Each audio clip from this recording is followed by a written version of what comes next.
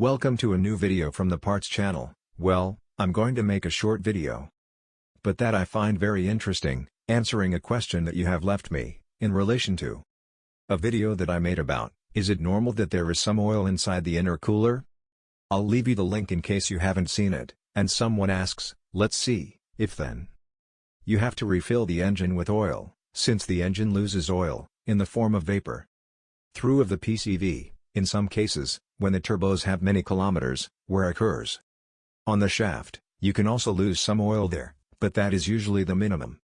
It is normal for all engines to consume some oil. Normally, it is because it comes out through the PCV valve, and also some oil that can burn inside the cylinders. But as I said, it is normal for it to lose some oil and it would not be necessary to refill it. Another thing is, as has been in the past, for example, with this PCV valve, which is broken, you see, it has broken, and not only were the oil vapors coming out here, the engine oil itself was coming out here, so that engine ran out of oil right away. But as I said, if everything is fine, it is normal for it to consume some oil, and there would be no need to refill it.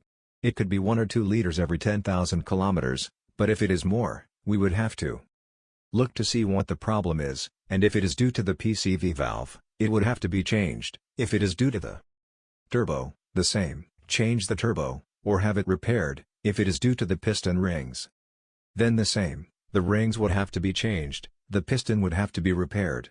Cylinder, what not to do is, like some customers, you can see more videos on the channel, who had a bad PCV and what occurred to them was to plug it, and the vapors created inside the engine, which for the most part, they are oil vapors, they have to come out somewhere, and if it is blocked, they will find a way out.